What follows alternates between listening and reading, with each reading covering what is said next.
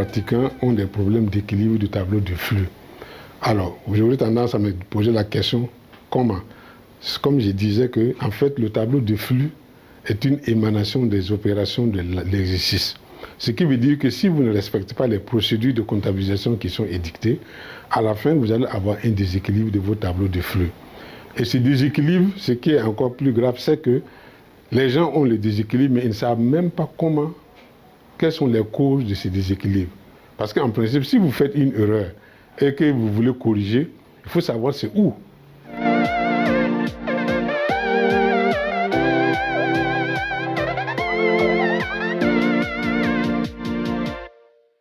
Donc le tableau de flux en tant que pratiquant, si vous avez un déséquilibre, vous devrez aller rechercher dans votre comptabilité les causes de ce déséquilibre, les corriger pour revenir retrouver votre équilibre. Mais malheureusement, la majeure partie des pratiquants de l'espace OHADA ont ce problème. D'ailleurs, ce problème est né depuis le TAFI. Il y a plein d'entreprises qui déposent des tableaux de flux déséquilibrés au niveau des autorités, et ce qui n'est pas admis. Alors, donc si c'est le cas, il faut bien que les gens respectent cette réglementation-là en ayant des tableaux de flux équilibrés. Et équilibrés dans le bon sens, pas équilibrés en termes de maçonnerie. Parce qu'en fait, il y a des gens, quand ils voient qu'ils sont fatigués, ils vont aller modifier à quelque part, surtout les formulaires Excel. Eh bien, ça c'est un boulevard de modification des informations à notre guise. Donc, on va modifier à quelque part pour avoir l'équilibre. Ce n'est pas ça l'objectif. En fait, le professionnalisme, c'est de comprendre quelle est mon erreur, corriger l'erreur à la base et de revenir trouver les résultats normaux. Et il n'y a pas d'autre solution que d'avoir les compétences pour cela. Cette formation n'est pas seulement pour l'équilibre du tableau de flux, c'est tout juste pour renforcer les compétences des pratiquants à la maîtrise même de la comptabilité du SYSQUADA révisé. Parce qu'une fois que cette formation est administrée d'une manière régulière, conséquente, harmonisée, et que les gens se sont appropriés les nouvelles compétences, ils n'auront plus de difficultés d'équilibre du tableau de flux. Parce qu'en fait, tout part de l'organisation. En fait, la comptabilité, c'est tout un système. C'est comme construire un bâtiment. Donc, il faut organiser les agrégats avant d'arriver au résultat final. Et cette organisation-là, les gens, ils vont trop vite en besoin. Pourquoi?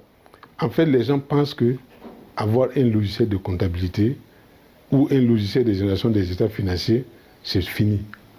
C'est le logiciel qui va faire le travail à leur place. Non. Aucun logiciel, aucun ordinateur ne peut remplacer la compétence humaine. Je le dis tout le temps. Si le jour que vous allez dire que c'est le logiciel qui va faire le travail à votre place, ça veut dire que vous n'avez pas votre place dans l'entreprise. Vous devrez être viré le même jour. Parce qu'en fait, le logiciel, c'est un accélérateur de traitement de l'information. Mais il ne remplace pas vos compétences. Et ceux qui l'ont écrit peuvent faire des erreurs. C'est des êtres humains. Et s'ils font des erreurs, et que vous entérinez ces erreurs-là en utilisant le logiciel comme tel, ça veut dire que vous-même, vous êtes en train d'étaler vos propres incompétences, non seulement au niveau du logiciel, et vous ajoutez votre incompétence à celui qui a été incompétent en écrivant ce logiciel. Donc vous voyez, c'est bien d'avoir les compétences et même d'apporter votre contribution à l'amélioration de ce logiciel que vous utilisez. Donc ce qui veut dire que la formation, pourquoi on parle de formation continue, formation permanente? Vous croyez que c'est après avoir quitté l'université qu'on est réellement compétent pour exercer? C'est un faux problème. L'université, c'est une base. Mais sur le terrain, vous devez continuer à vous former. Parce qu'il y a des nouveautés qui viennent. Si vous ne vous formez pas, mais vous serez dépassé. Et un beau jour, une grave erreur dans votre gestion va survenir et vous serez licencié. Vous pouvez perdre votre poste pour incompétence. Donc, il n'est pas exclu de se former. C'est même conseillé. Et même, les gens disent que oui, les entreprises ne veulent pas payer pour qu'on se forme. Mais vous avez un salaire. Si vous voulez être compétent, utilisez votre propre salaire, inscrivez-vous et formez-vous.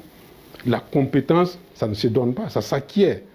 Quand on organise les formations, lisez les thèmes, essayez de voir s'il y a quelque chose dedans qui peut vous rendre service plus tard, et vous vous inscrivez.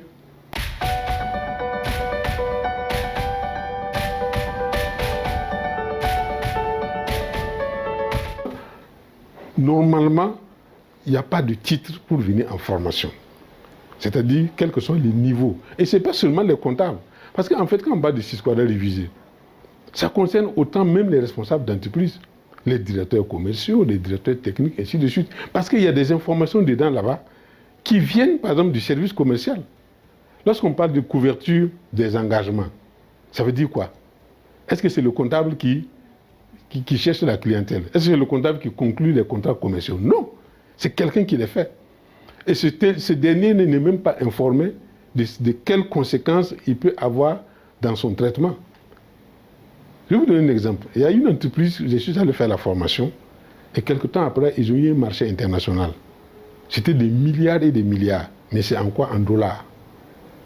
Mais vous voyez, quand les gens signent des contrats comme ça, ils ne se posent pas la question, ils vont sauter le champagne tout de suite, parce qu'on a signé un contrat de 1000 millions de dollars par exemple. Ça va faire des milliards et des milliards.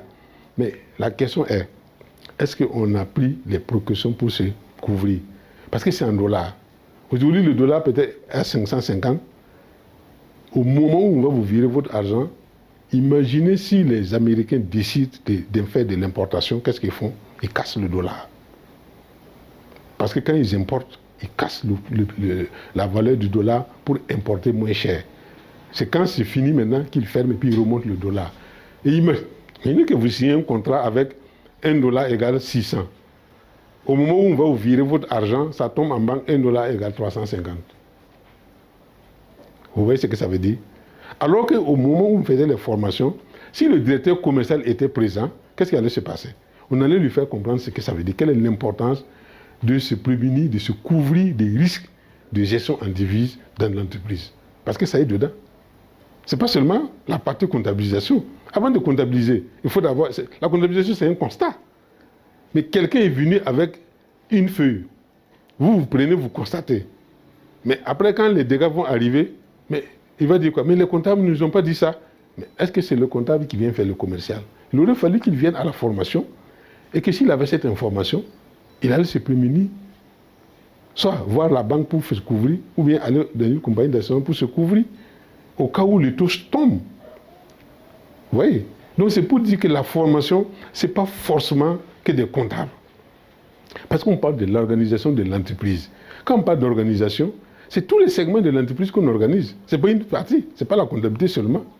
Non. Un bon dirigeant clairvoyant envoie tous ses directeurs à cette formation. Tous les comptables sans exception, et y compris les autres collaborateurs. Le directeur, le DG lui-même, y compris ses collaborateurs. Et il devrait appeler le commissaire au compte de venir. Même si l'entreprise va payer, il n'a qu'à venir, ils vont payer, pour que ce soit dans la salle. Pour entendre ce qui va se dire. Est-ce que c'est vrai? Est-ce que c'est comme ça que ça se fait? Peut-être que lui-même fait des erreurs. Vous voyez?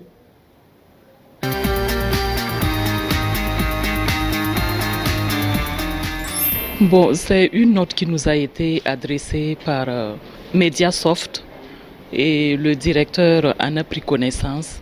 Il nous a approchés et nous aussi on a lu, on a trouvé que c'était nécessaire vraiment, c'était important pour nous. Nous avons reçu une lettre d'invitation, certainement initiée par Mediasoft. Et lorsque nous avons parcouru le programme, et c'était vraiment riche et ça nous intéressait. Voilà pourquoi mon entreprise a décidé de m'inscrire pour la formation.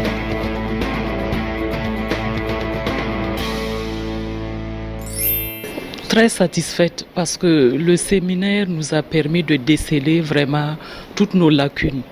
Et en retour, nous sommes prêts à revoir nos bases pour remettre les choses en ordre. Une fois de retour à Wayugya, dans nos services, nous allons essayer de revoir ce qu'il faut corriger. Le bilan est très positif parce que nous avons appris beaucoup de choses, des choses qu'on ignorait. Et on a appris et des pratiques aussi qui n'étaient pas bien et nous avons été corrigés. Et je pense qu'au retour, nous allons mettre en pratique pour un meilleur rendu. Avec ces 5 jours de formation organisés par Mediasoft, l'intermédiaire donc de la maison de l'entreprise, je trouve que ça nous a permis d'avoir des instruments, voilà, pour tout cas améliorer la gestion, surtout en matière d'élaboration des états financiers. Donc je pense que ça va être vraiment très bénéfique pour toutes les entreprises qui ont eu la chance de prendre part à cette formation-là. Ça a été un cadre d'échange et qui a permis aussi de voir d'autres outils et méthodes de travail. Et cela a permis également de renforcer mes connaissances, puisque en la matière, tout évolue comme on le dit, et il faut chaque fois se retrouver, échanger, partager pour voir les nouvelles outils qui s'offrent aux gestionnaires que nous sommes. J'ai effectivement assisté à un de vos séminaires portant sur la comptabilité, et ce séminaire m'a permis de comprendre la profondeur de mon erreur. Parce que quand j'ai commencé mon activité, je me suis dit que bon, la comptabilité somme toute devrait être simple. Et donc je pouvais développer mon activité, surtout qu'il s'agissait de tester des différents types de projets, différents types d'applications. Je me suis dit qu'on pouvait le faire. Et puis bon, après avoir testé toutes les possibilités de mon projet, on pouvait s'atteler maintenant à mettre en place une comptabilité, et cette comptabilité qui devrait me permettre en tout cas de savoir vraiment comment tout cela se fonctionnait sur le plan financier. Et ce séminaire m'a permis de comprendre que c'était une très grande erreur. La comptabilité devrait commencer dès le début avec le projet, et depuis ce temps, comment dirais-je, se familiariser avec les différentes opérations et même organiser votre activité en fonction des besoins de cette comptabilité. Eh bien, en tout cas, je me suis rendu compte à ce moment qu'il fallait même que j'arrête le développement de ma société pour réfléchir justement à comment la réorganiser et à comment utiliser la comptabilité pour pouvoir rendre compte. Parce que c'est un véritable outil de décision. Ça permet de savoir à tout moment où on se trouve, savoir à tout moment où on va, et de savoir que ce que l'on fait n'est pas forcément des activités rentables, même s'il génère beaucoup de ressources. Donc ça nous a permis de nous arrêter, et nous sommes en train vraiment de réfléchir pour voir comment on va partir de bons pieds en mettant sur place une comptabilité qui nous permet en tout cas de retracer toutes nos activités.